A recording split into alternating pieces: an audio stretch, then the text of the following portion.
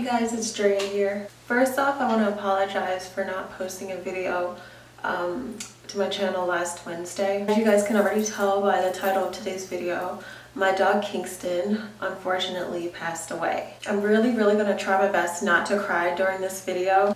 I'm going to try to keep it together. So last week, Kingston grew super ill.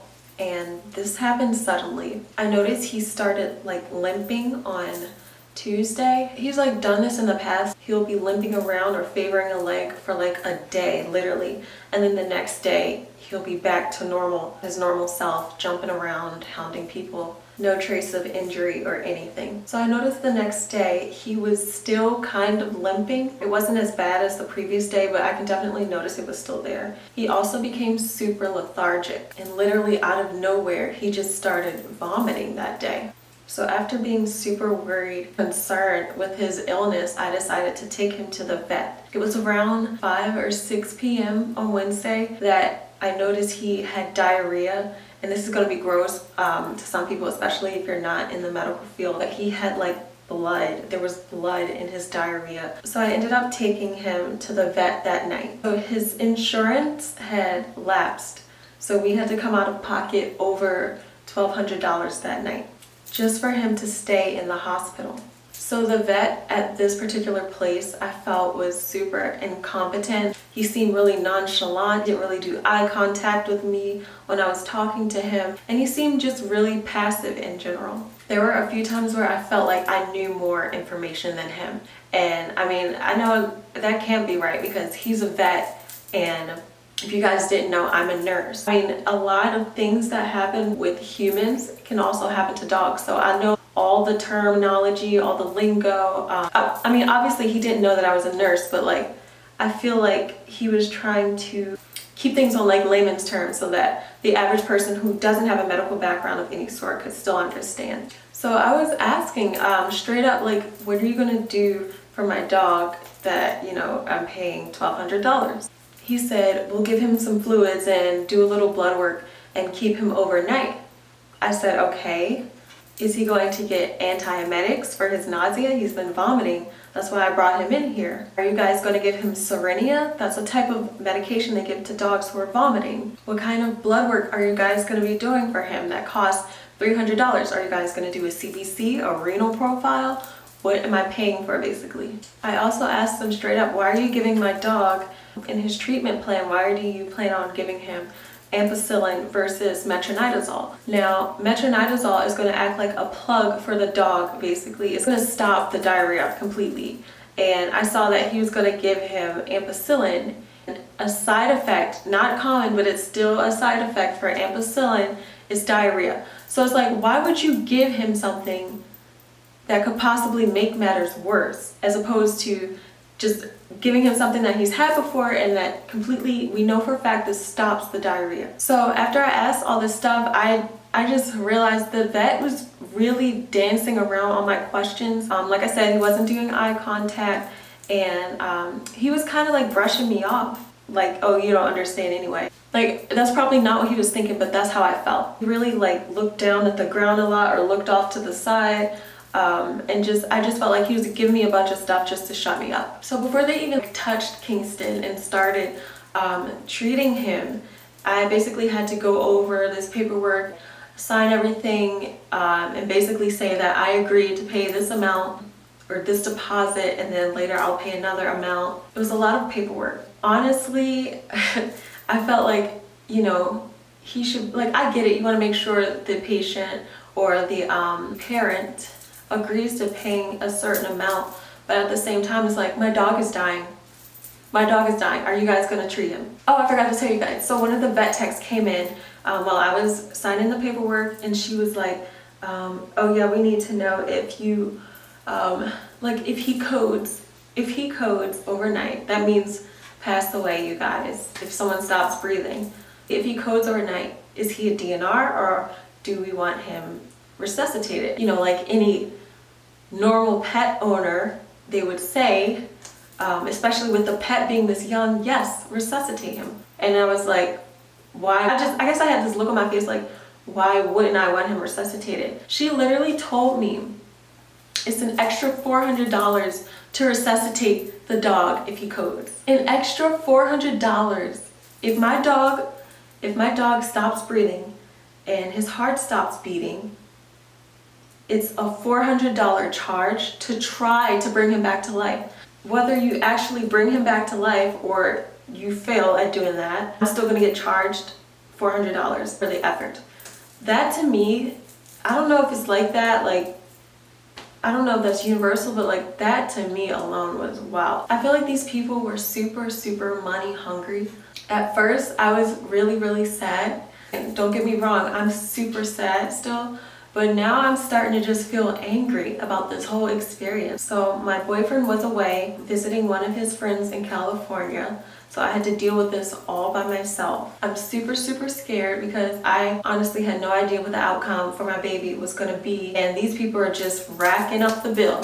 So at this point, I just say, you know what, F it, do whatever you can to save his life. We want to give him the best chance. So they escort me out of the room, scoop Kingston away. I didn't even get to kiss him goodbye or anything, but whatever, that's there's more to that.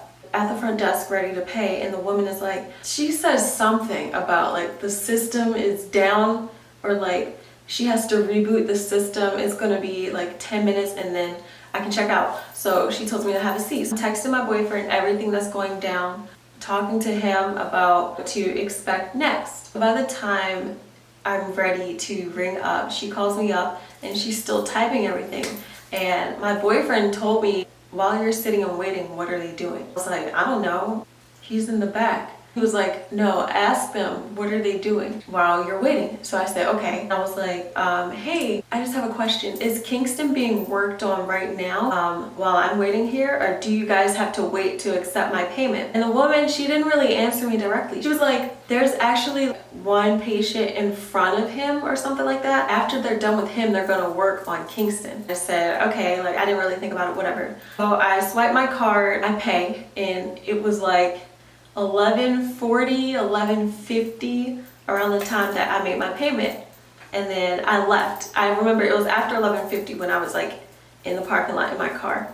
So after I leave, I'm like bawling my eyes out, driving home. I can barely focus. I didn't even want to get out of my car or the house because I was just so emotional, and I didn't want to get out the car. Hard to explain. I didn't want to come to the house and not have him running up to me, see all his stuff around, all his toys. So I sat in the car for probably 40-ish minutes, I want to say.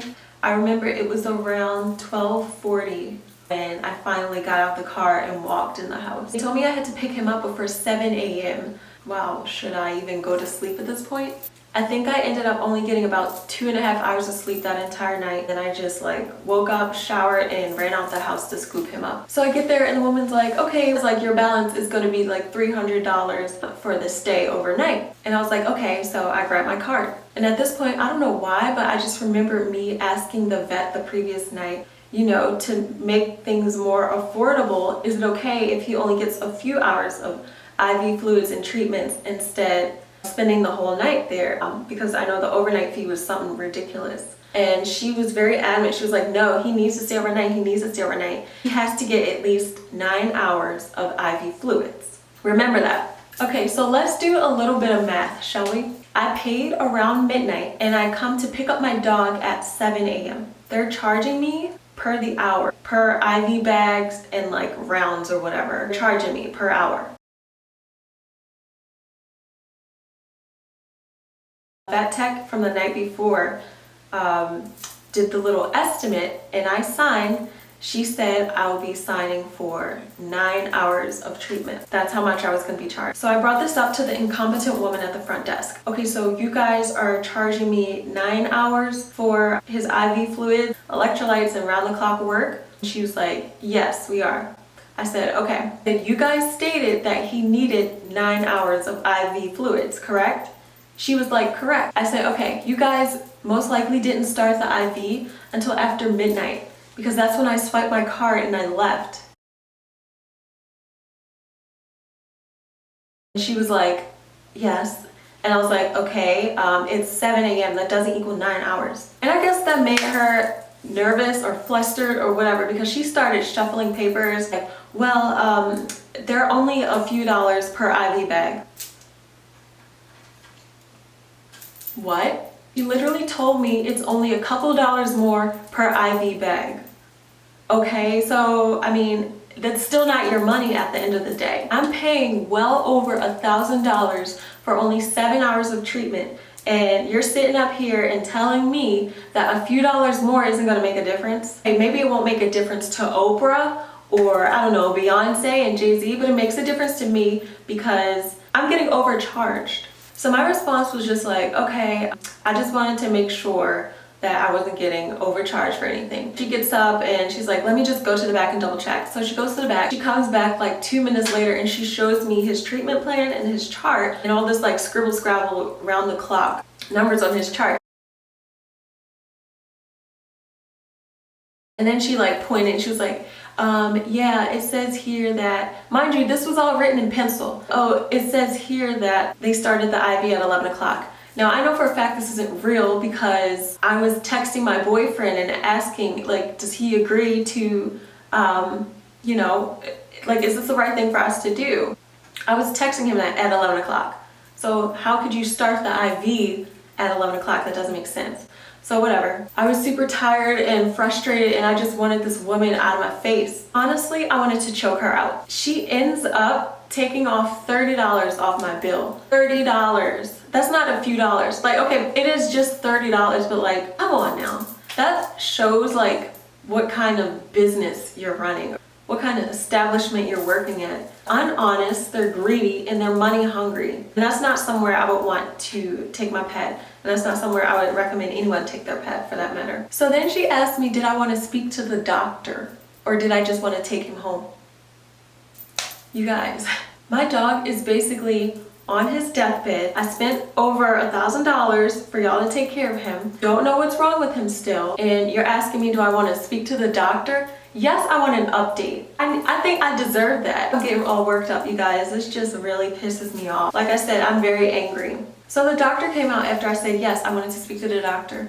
And I'm pretty sure he only spoke for about a minute. He peeked his head out, said his little spiel about how he didn't know what was going on. He's still having nausea, vomiting, diarrhea. His labs are declining. And he goes back in the back. So I'm like, all right, great. Scoop Kingston up and I leave. So I drive literally 15 minutes down the road and I find this hospital in Friendswood, Texas. And this part makes me so sad and emotional because I feel like if I would have taken Kingston to this second hospital sooner, I probably would have had maybe an extra day with him. I don't know, who knows. The staff was just so kind and attentive. The inside looked better than the other place. Not that that matters, but it was just a breath of fresh air walking into that hospital. The doctor assigned to us, her name was Dr. Zoo, and she's basically an angel. From her going out of her way to try to figure out what the hell was wrong with Kingston to just her simple mannerisms. It made such a huge difference to me. What I mean by that is she suggested us doing what made sense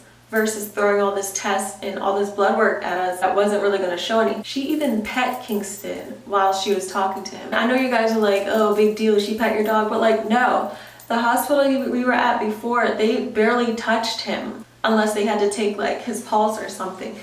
While she was talking to me, she was like massaging his ears and rubbing him and she acted like Kingston was more than just a number. So they suggested that he stay for the day and it ended up being even cheaper than the other place, go figure. It did way more. They were able to do like an ultrasound. They did the right blood test. They were able to give him metronidazole to stop the diarrhea, gave him nausea meds. They just made sure he was super comfortable during this time. When I left him at that hospital, it was the first time I felt like even if he's not going to be okay, he's going to be okay. Like he's going to be in good hands. That little tiny bit of relief made so much of a difference to me. This hospital texted and called me around the clock and gave me updates on him. Oh, I forgot to mention. So the first place I went to, when they took him away, I asked at the front desk, I was like, hey, I still have his blanket. Can I give him his blanket so that he could have something that's like familiar, that smells familiar, and that's like home to him while he's away? She literally looked at me and said, oh no, we don't want it to get lost, so we don't take things back. And I was like, okay, it's just one blanket, and like, you know, I was hoping he could have this so, you know, he could like remember home while he was away from home. And she literally looked at me and smiled. I'm trying not to get emotional right now. So yeah, at this other place, the woman literally, before she took Kingston away, she was like,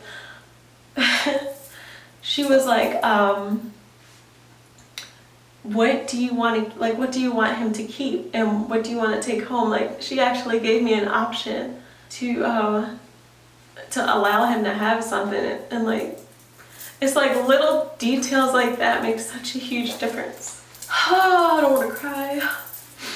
Anyway, I was absolutely shook that they gave a damn, you know. So anyway, unfortunately that evening the doctor texted me and said his labs were getting worse. They did an ultrasound and it revealed that he had a condition called amyloidosis, definitely congenital. He was born with this condition. Humans can be born with it too. What it is, it basically causes scarring on your organs over time. And Kingston, unfortunately, there was like less than 10% of his kidneys still functioning. They were completely shut down. So we, you know, ultimately had to put him down because he was just suffering way too much. This is why his BUN and creatinine were all messed up. Kidney labs were out of whack because he had this kidney problem. They were shutting down. The way like she broke things to me was very like, I don't know the word for it. Just very compassionate and caring. We were talking and I said to Sean, if I ever do get another dog, I don't care how far I have to drive. I'm going to this hospital in Friendswood, Texas. I'm taking my dog there because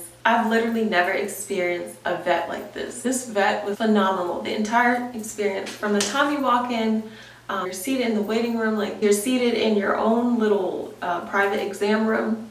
It was all just, it was a bad experience because of what I was going through, but they made sure to make it a good experience overall. So even though I got that awful news about having to put him down, it was still a tiny bit of relief that we finally figured out what was wrong with him. Oh yeah, and she literally only needed 5 hours to figure all this out. I didn't want to make that call and put him down with my boyfriend not being there. Also don't know how I would have been able to like drive home after doing that. I was like, is there any way, like I can't put him down tonight because my boyfriend doesn't get home until after the clinic is going to close. So I asked her, can we do it tomorrow morning and have him spend the night there one more night? And she said absolutely. And then she assured me like he would still be getting IV fluid, something for nausea, something for diarrhea, and you know, something that he's comfortable overnight until we can get to him the next morning. So unfortunately the next morning, early the next morning, Kingston passed away.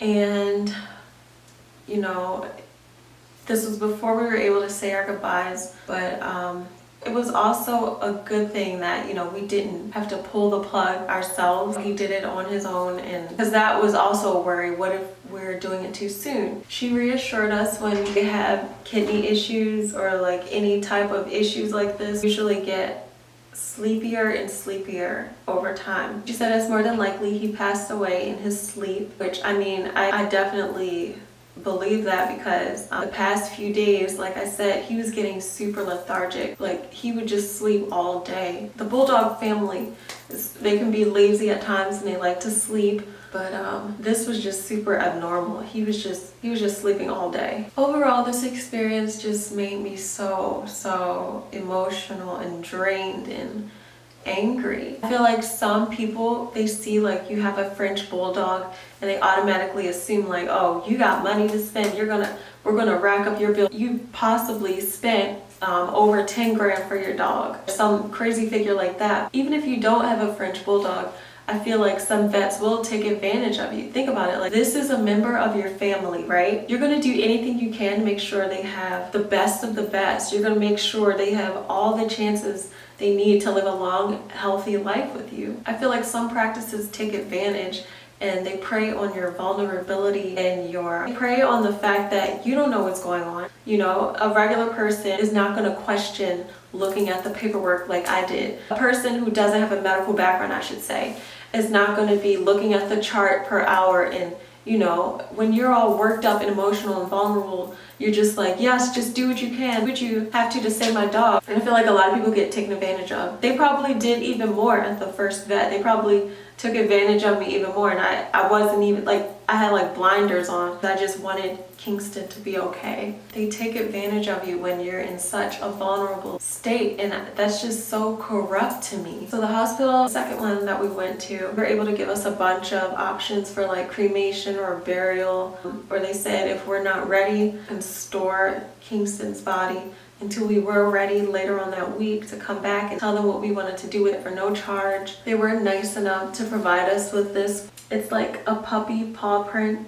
What they do is they take their paw and they like mash it in here in the mold, and it makes a mold, a 3D mold out of their little paw. Put it in this nice little leather casing, and this was completely on the house, and they didn't have to do that, but I think it's so sweet that they did provide us with this. They even wrote us a card too. And I think that's, like I said, it's the little things that matter. I think that was just so sweet of them to provide that for us. And I also do want to give a shout out to this hospital in Friendswood, Texas. I'll put the link below. I think the second hospital, her name is like Dr. Arzu or something, but she goes by Dr. Zoo. I'm gonna link their practice below. Her staff was so sweet, and it just made such a huge difference. This is gonna sound super messed up, but I hope you guys understand what I mean when I say I'm at peace that Kingston passed away at the second hospital versus the first hospital. Just because if he would have died at that first one, I don't think I would have been able to heal from this or get over this because of how horrible this experience was at the first hospital. Anyway, that's it for today's video, guys. I've been crying on and off for the past week. I feel so like drained. I don't know what to do. It's been hard for me to tell people that he passed away just because I don't want it to be true. Like, that was my baby. That was my everything. Next week's video will not be this sad, I promise. I'll be back on track with uploading. You guys can look forward to seeing lighter videos. Kingston, I love you. Mommy loved you so much. I will see you on the other side, my little fat man. Anyway, I hope you guys have a better week than I did, and I'll see you in my next video. Bye-bye.